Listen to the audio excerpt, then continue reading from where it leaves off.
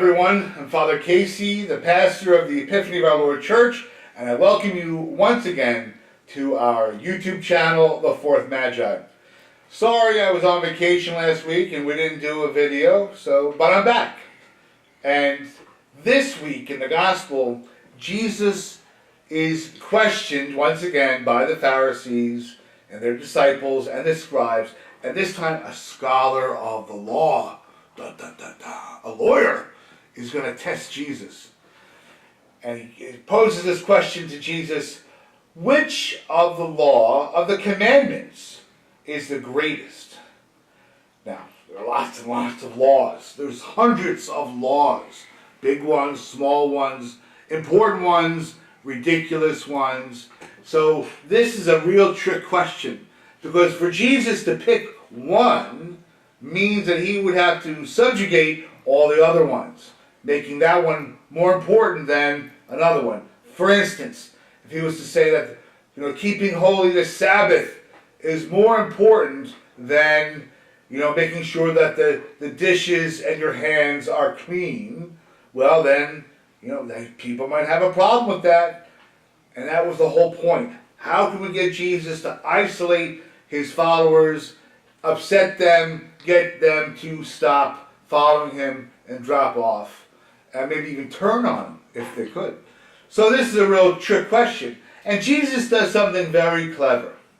He throws out there what is known in the Jewish theology as the Shema, or Shema, however you want to pronounce it.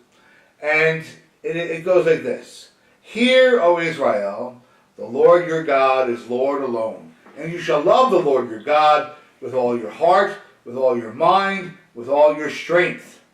Your whole being is basically what it is saying. You should love God with your whole being. And it's taken from the book of Deuteronomy. So Jesus brings out this important teaching in Deuteronomy, that he really can argue with that. That really is the most important law. Because let's face it, ladies and gentlemen, if you love the Lord your God with your whole mind, heart, soul, and strength, with your whole being, well then you're going to be living a pretty good life, because you're not going to do anything to upset God. You're not going to do anything to disobey God. You're not going to do anything that's going to affect your relationship with God. That's pretty important. But then Jesus throws a little curveball in there, and he says, the second is like it. Now wait a minute, time out. All right? They asked for one. Jesus is going to give them two. The second one is taken from Leviticus, and it's important as well. You shall love your neighbor as yourself. The whole law and the prophets are based on these two commandments. And really, if you think about it, if you love God with your whole being, and you love your neighbor as yourself, then you're perfect, you're a righteous Jew. And if you and I do that as Christians, well then we are going to be saints. We're going straight up to heaven. Because if you love your neighbor as yourself, you're not going to do anything that's going to harm your neighbor, because you don't want it done to you. So if you love your neighbor as yourself, you're not going to talk about them behind their back. We wouldn't do that. We don't like that when it's done to us. You're not going to steal their stuff. You're not going to steal their spouse or their girlfriend. You're not going to lie to them. You're not going to cheat.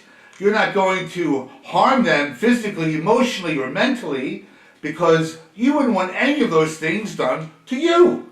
I don't want them done to me. So if I'm going to really practice this law, well then, you know what? I'm not going to harm anybody. Everything I do and everything I say is going to be loving of God or my neighbor. And it's that simple. We've got lots and lots of books that are commentaries on the scriptures, that are commentaries and teachings on the Bible and on the theology of the Bible, Hebrew theology, Catholic theology. We've got catechisms and commentaries on catechisms, books and galore. They fill up libraries. They fill up libraries from floor to ceiling. It's amazing the books that are written. And all you need to know are those two things. If you can judge everything that's going to come out of your mouth and every action you're going to take, as is it loving of God, or is it loving of my neighbor? And before we do or say anything, if we can first judge it against those two things, and if we find that it's not loving of God or neighbor, we don't do it, we refrain from it, the action or the words, then, you and I are going to be saints. We're going straight to heaven.